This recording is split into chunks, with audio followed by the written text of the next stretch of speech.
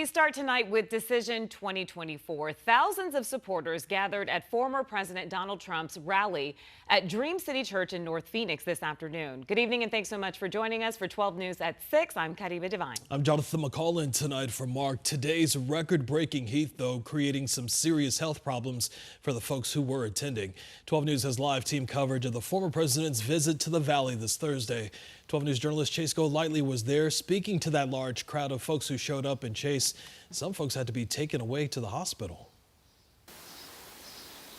Jonathan Creeby, that's right. Phoenix firefighters actually had to set up a small triage in this shaded area right here next to the church. Officials with the fire department tell us they had to transport 11 people to the hospital as a precaution for reported cases of heat exhaustion. Now, speaking with a few folks out here, they said that they actually left because of the heat, but the majority of people said they weren't going to let the weather get in the way of them hearing from Donald Trump.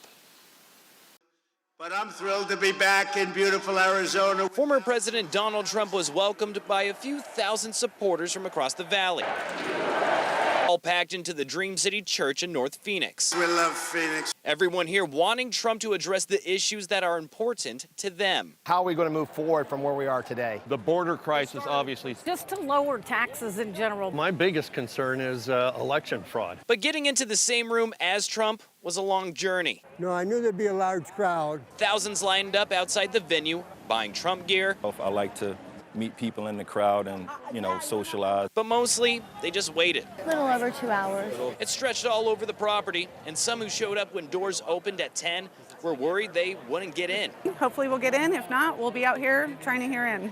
Others just accepted it. I know I won't be able to get in. There's no need to worry about it.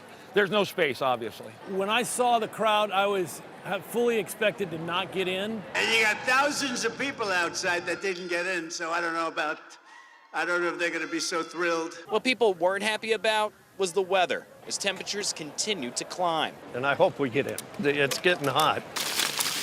Doing whatever they could to cool down. I bought a bottle already. There were sprinklers on over there. That was really nice. Phoenix Fire responded to several heat exhaustion calls. People getting carried out on stretchers and given IVs.